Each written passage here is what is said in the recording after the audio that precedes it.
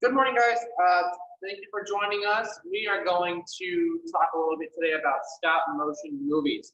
And you guys should have received your kits, and you should have a list in your kit of links for different ways that you can make your stop motion movie. So it should be, I know you can't really see with the glare. It's going to say stop motion animation apps. And what I used is movavi.com, and you can download that for iOS devices, iPads, iPhones. It also works on a laptop or desktop computer. So there's a couple of different options for you if you don't have Apple products. So any computer, that app will work, and that is www.movavi.com. But I'm going to show you guys a couple of different ways that you can go about doing this. We do have a few video links I want you to look at.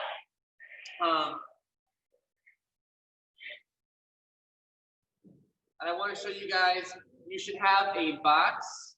Mine is folded up. So if you want to take your box out,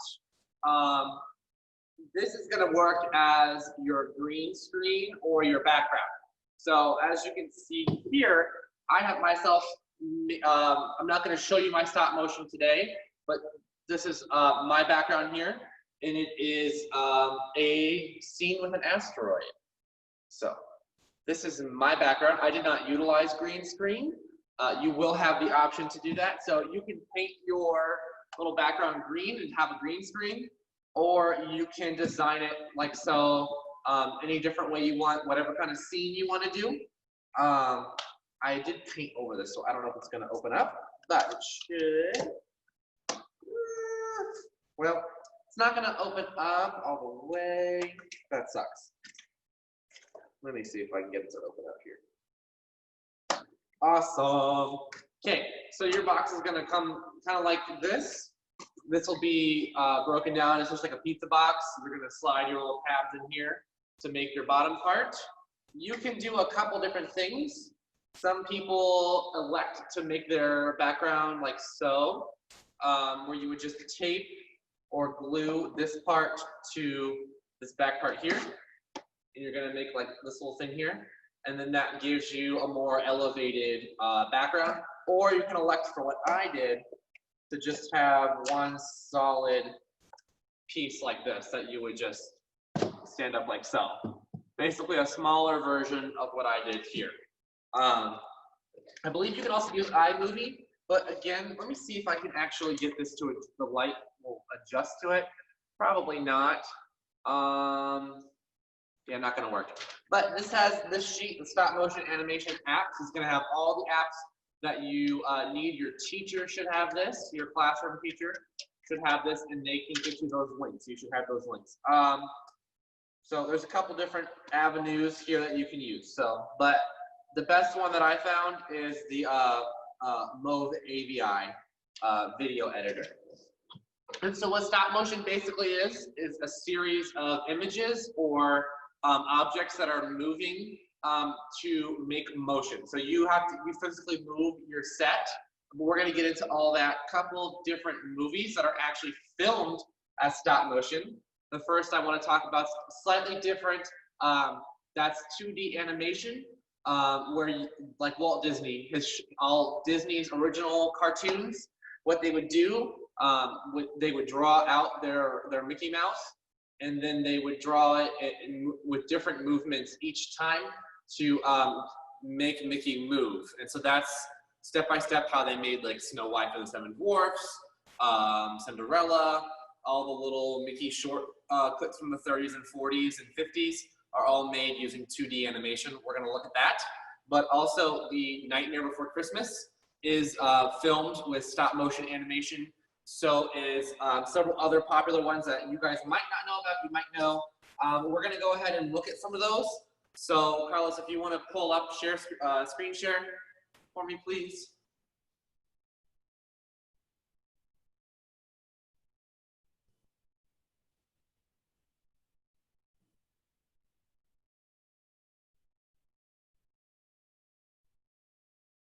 We got on the screen share? Awesome. So guys, I can't see what you're seeing right now, but you should be watching a clip from The Nightmare Before Christmas. And it's going to show you a little bit of step-by-step how they made the film. And if you notice their little figures, they actually had to make all their figures and make them move piece by piece. That was a huge undertaking because it's a massive movie. We're not making anything of that large scale, but I want you to see a little bit of the process of some of the figurines that they use. Each character, Jack from the movie, he is all stop motion, made out of, I believe, clay, putty, all those sorts of things. They use different materials to build their sets, but they sketch them out, and then they build their sets and make their figures, choreograph their music. It's a huge process, but hopefully that will inspire you guys to make something really cool. You can make anything you want to make from the stop motion movie. I have plastic dinosaurs that I used for my scene, but you and your kits, you should have a little bit of modeling clay, and you can use any materials you have around the house. So modeling clay, you can make origami figures, paper mache figures, any kind of like toys or bugs or anything that you have laying around the house. Direction is very much along the lines of what Tim Burton has done in other films, especially his first short film, Vincent, German expressionist, combined with Dr. Seuss. Halloween is very dark, everything is lots of silhouettes and almost like a black and white movie, really trying to get that style. You go to Christmas Land, everything's bright, vivid color, lots of fast camera moves, trying to get real fun. The real world is very sort of simple. Everything's isometric angles, very regular. All the houses are variations on the same theme. The colors are more pastel. Start doing a lot of sketches, try and get a lot of choices together for Henry. And then Henry comes in and makes his bite. Literally, we just pin up 5 or 6 of everything. He has a feeling about what he personally thinks works the best. We combine them, get it down to a couple of alternatives, and then all focus on that. It should be like opening a book, like a pop-up book, or finding an illustration in a storybook that feels like you could fall right into it. Even given that, we're trying to then twist that by putting in weird perspectives, different objects playing against each other in different ways. The art directors wanted to give the sets and characters a look that was reminiscent of the pen and ink illustrations of artists like Ronald Searle or Edward Gorey, with their elaborate textures and cross-hatching. We took sets and actually spread clay on them or plaster, and then scribed lines all over them to give it that sort of etched textural feel, to make it look almost like a living illustration. Textures, also color. Tim was very specific about it. He said your palette for this town is black, white, and orange, and we generate the necessary tools. All right, Carlos, you can cut to the pause for a second. From there. All right, guys, so that was Nightmare Before Christmas. I want to go ahead and show you guys some 2D animation from Walt Disney that shows you how you can just draw pictures if you want to draw pictures and make your stop motion movie more animated Disney style. So we're going to go ahead and play that video now and watch how they do that. Draw every movement in complete detail, just as you will see it in the theater. Each animator's drawing board is lighted from below. He looks through the paper at the character he has previously outlined and draws the next movement in correct position. This clever animator is using a mirror to capture a tricky facial expression like this.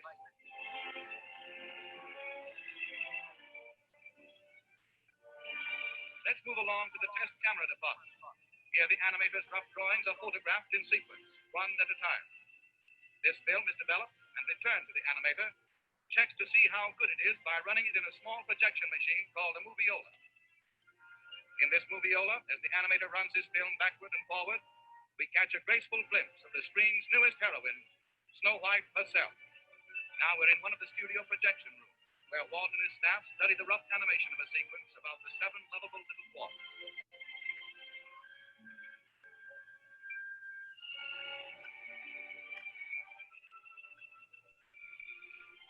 Once they are okayed, the thousands of pencil drawings go to the inking department. Here, hundreds of pretty girls, in a comfortable building all their own, well-lighted, air-conditioned throughout, cover the drawings with sheets of transparent celluloid. Then they painstakingly trace every line of every drawing in ink, following exactly in every detail the original animation drawing. Now the picture moves into its final stage, color. In the studio paint laboratory, all colors used are made up from secret formulas. Expert chemists develop more than 1,500 different shades of color for Snow White and the 7 Dwarfs. The ink celluloids next go to the painting department, where more pretty girls apply the final colors on the back. Snow White and the 7 Dwarfs required 250,000 celluloids painted like this one. In another department of the big Disney studio, artists delicately paint the beautiful stage setting for the picture. These backgrounds are done in watercolor. Artists work for months on backgrounds like the interior of the 7 Dwarfs cottage. But the colossal task isn't finished even yet. The celluloids and backgrounds must still be photographed by the master camera in Technicolor. Here the operator puts a Donald Duck celluloid on top of a background as the overhead camera exposes one frame of film. To photograph Snow White and the 7 Dwarfs, this operation had to be repeated more than 500,000 times. Next, the film passes into the hands of technicians, and the sound effects are recorded.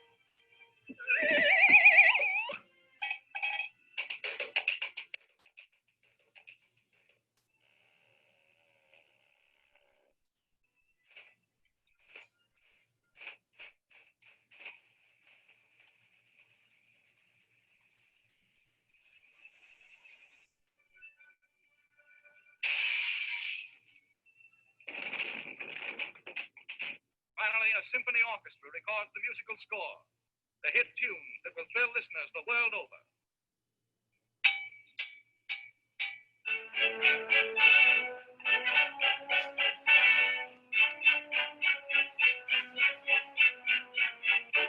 Now comes a crucial moment.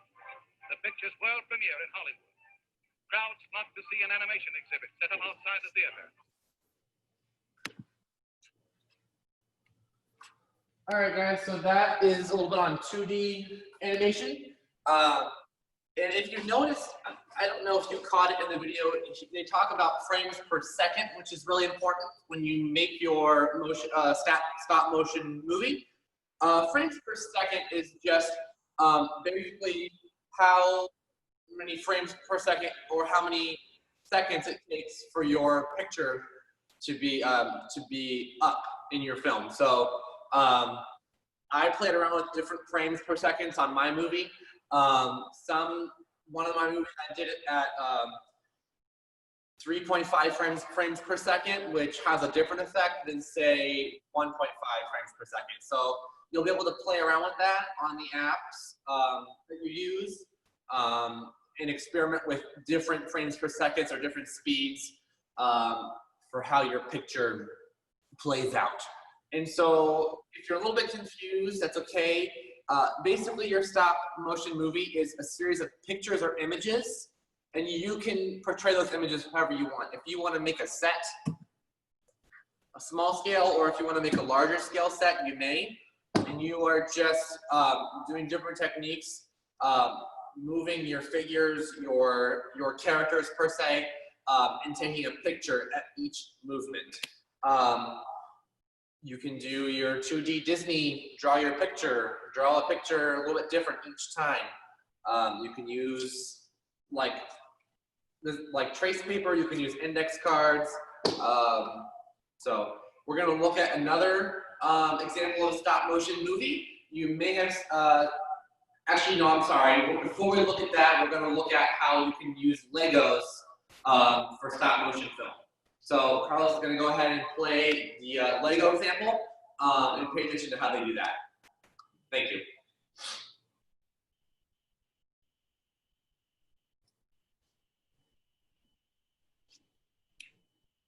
Swamp cycle is what I used when I first started to make brick films. If you're just starting out, this is a great way to mimic a minifigure walking, as it only requires basically 2 frames. Walk cycles can be tedious, so this is a great way to start. This second walk cycle is a little bit more advanced, but still fairly simple. It only requires 1 more frame with 1 foot up, down, and then both together. And this is my current walk cycle.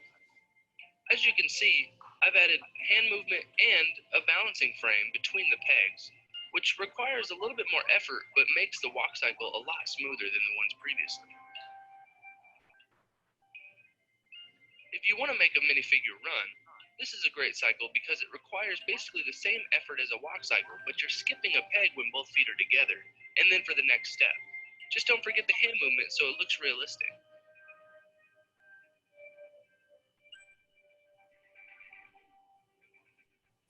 In making a LEGO Star Wars brick film, I like to use a different walk cycle for the Jedi. Instead of your typical minifigure walk cycle, I like to make them glide by just simply moving them 1 peg at a time to make it look like they're using the Force to get around. Teleportation in brick filming is really simple. Take the first picture with the minifigure, and then the second picture with the minifigure removed. You can either blink them in and out, or have them fade in and fade out like this.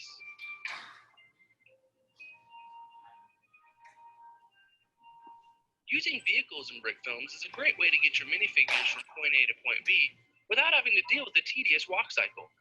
Just hop them on a skateboard or a bicycle, or throw them in a car, move the vehicle 1 peg at a time, and adjust the frame rate accordingly. This is a great trick for an easy animation of movement. There you have it, guys, a little insight into the movement I use in my brick films. All right, guys, we're gonna do one more video. But before we do that, I want to talk a little about Legos. There are a lot of options with Legos to make all sorts of type of themed movies. You can do Star Wars theme. You can do whatever you want to do. It doesn't have to be an actual thing. You can make up your own story, your own plot with your own different types of characters. Want to do it on a made-up planet? That's cool. Whatever you want to do.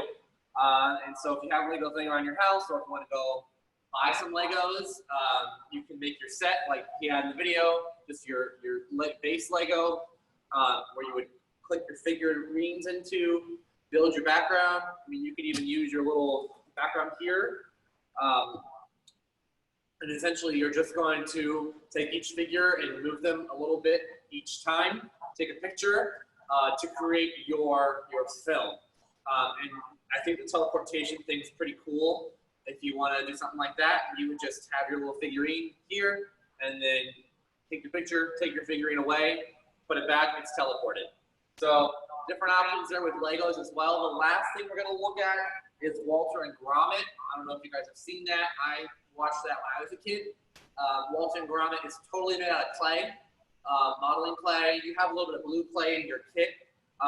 But you can use any kind of clay. You can even use Play-Doh, honestly. So just go to a local like Party City or somewhere that's like a Michael's or Hobby Lobby that's going to sell craft supplies. You could buy, if you can, modeling clay, or you can grade clay, like potter's clay, to make your figures. So go ahead and tune in to the last video, and then we are going to wrap up. Where we get the sets built, we start bringing puppets in, we start lighting the set, we start making it feel like the wonderful world that you will finally see on the big screen. It's only in that final week into production that all of the different pieces start coming together and you start to get a feel for the final project. Everything in Wallace and Gromit's world is handmade, and that includes the sets, like the one I'm sat on now, the puppets. Everything you see has been made by somebody. And I think that's one of the key things about what we do and how we make things, is that they're handcrafted. We try not to let anything go to waste. So some of the items that you see in the films have been recycled, but most films have a bespoke element. For example, the grounds that I'm sitting in now are all built for this shoot, and it's because the camera angle is a camera angle we've never seen before. So for a production of this size, we're making approximately 1 minute of animation. The run-up to preparation to shoot it was about 6 weeks. It sounds like a lot of time, but really when everything has to be brought together and made specifically for the shoot, it's actually not that much time at all. Once everything is ready, the animation crew steps onto the floor, and the animation crew consists of the director of photography and the electricians to put the lights up. To complete a minute of film, we have 3 animators working flat out for 3 weeks, and all of those animators are animating both Wallace and Gromit. The animators take a brief from me if I'm directing them, and I talk to them like they're an actor. What I'm after from them is a performance from either Wallace or Gromit or whoever it is. And I don't talk to them about how they're going to animate it. That's their skill as an animator. I'm talking to them in terms of the rhythm of the shot, or an emotion in the shot, or a comedy beat, if a character has to hit a certain mark for lighting or anything like that. Really, once you've given them their brief, they have to put the performance into the character. When you're using modelling clay, also it's very important that your sculpt of one character matches the sculpt in the next shot, because you're not necessarily animating the consecutive shot. Their skill as a sculptor is also extremely high. Wallace and Gromit are a challenge. Gromit, because he doesn't have any dialogue behind, his performance needs to be surprisingly subtle. So it's quite a challenge for animators who haven't worked with Gromit before to hold back just a little bit. Getting the most out of him, it's definitely less is more. And with Wallace, he's pretty bold, and he's pretty hammy in the way he delivers his performance, and that's largely where a lot of his comedy comes from. So there's quite a difference in the characters, and so switching between them can be quite challenging sometimes. So once the animation's finished, we go into post-production, and that includes picture post-production and sound post-production. And it's the stage really where all the final parts come together to make a lovely coherent film. It might just be adding a sky in, putting some particles of light, fine-tuning the edit, all of those kind of things, just to put the icing on the cake, really. I've always loved visiting National Trust properties, and one of my favourite places that I visited, in fact I took a team of people to visit for doing research for Curse of the Were-Rabbit, was Montacute House. We did kind of vaguely base Tottington Hall on Montacute House. I think the National Trust would have more than its fair share of jobs Wallace could get up to. Gromit loves the British countryside. He'd love the heritage, British heritage. It's been a great partnership with the National Trust. We fit together so very well, Wallace and Gromit and the National Trust. We have the same values, and the settings for this film fit very well with Wallace and Gromit. The National Trust got a great sense of humour. This summer for a proper recommendation.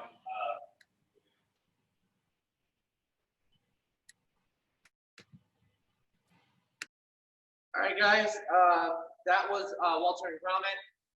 Your major motion pictures are going to be pretty intricate. There are apps and stuff to make your own green screens that you can use with iOS and with other devices. So a quick Google search should be able to lead you in the right direction. Also, your stop motion app will probably have stuff out there about green screens as well. I do want to go over with you guys a couple more things that I made for my film. So if you see here, I actually made a paper mache volcano. If you couldn't deduce, I did a Carlos, I'm on mute. I don't know. Okay. I did a end of the dinosaurs, Cretaceous period type theme. And so if you've never made a paper mache volcano, all you need is Mod Podge or glue and water. I actually used both. I tried both Mod Podge and glue and water to see which would be more sturdy. Newspaper or tissue paper. I prefer newspaper. It's a little bit denser. And so you just take some cardboard and you lay it out. You take your soda bottle or water bottle. You can do a large 2 liter or you can do a smaller one. And you're going to tape that to the cardboard. And then you're going to start laying each layer of paper, of newspaper. And what you're going to do is you're going to take your Mod Podge or glue, like paint, and paint your newspaper. It will seal it, and it will make it hard so that it will make paper mache. And so I did a rough this in one of my films that you'll see, but I made this out of some cotton material, some like smoke. And with my motion picture, I actually moved my smoke around so like it was blowing in the wind. and then I just painted it. So if you want to do a paper mache volcano, if you want to do like a mountain scene, really easy to make. You just literally need empty either water bottles or soda bottles. You need newspaper, you need either Mod Podge or glue and water, and you need paint and paintbrushes. That's all you need to make a paper mache volcano. If you do want to erupt it with baking soda and vinegar, that's an acid and a base. You would just pour your baking soda inside the volcano, add your vinegar, and it's going to make a eruption. So, and you can do that for your film too. You would just take a picture of each step. Gets a little challenging though because that's a quick reaction. So it's best if you have like mom or dad or like your friend or brother or sister help you out. You're going to do an eruption. So that's what I did, and I actually constructed my scene. And what you do is you'll zoom in, so the unevenness is cut out, and you'll just have the background in your camera view. And you guys can play around with it. You can choose elect to do a green screen, or you can elect to create your own scene like this. You can make it out of Legos. You can do. This is literally just empty Amazon boxes. Okay. I spray painted and used colored paper, construction paper, and then I just used acrylic paint to make my atmosphere scene with my meteorite. So your options, you have a plethora of options for this. This is a really cool, exciting thing for camp for you guys because you get to create basically anything you want. That being said, Friday, actually, I believe we are going to be showing your films. So you have the whole week to make your films, and your teacher's going to go over with the rest of the stuff with you guys.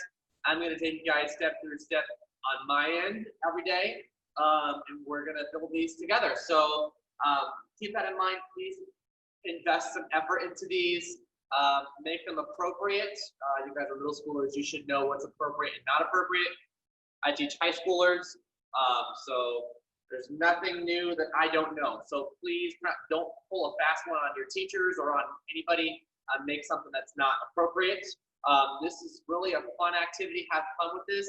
And like I said, your options are endless. So you can do a 2D with a picture, with a series of pictures that you draw.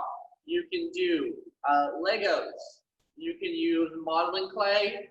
You can use dinosaur figurines like I did or any kind of figurines you have. Anything around your house. If you want to build your own scenery with however you want to do it, you don't want to do a volcano necessarily, but you want to build a scene. If you want to do like a beachy island theme, you can make a beach out of paper mache. Just get some cardboard, paint it like a beach. You can build up like rocks and make little trees and stuff. Whatever you want to do, whatever to your heart's desire. So you should be all set. What I would recommend is you guys start. First, figure out which app you're going to use. Again, I use it's www.movavi.com, and that's you can get that at the App Store on Apple, and you can get it for your desktop. You can also probably use Movie Maker. I don't see why that wouldn't be applicable. That's a free app that you can get on your iPhone. I believe Android probably has that as well. So figure out what app you're going to use, play around with the app. And then focus on making your background scene. So I will see you guys tomorrow. Tomorrow we have a guest speaker. Later today, we're going to be having a Zoom call, touch tape with like the stingrays and stuff. That's optional. You guys can tune into at 11. And then there's a really cool science show. If you haven't seen our big dome, that's in our auditorium. They're going to do a live science on a sphere show, and that's going to be at 12:45 to 1. The touch tank is 11 to 11:30 if you want to tune into that, Victoria. Thank you for being on the call today. You guys have a wonderful day, and I will see you guys tomorrow. Bye-bye.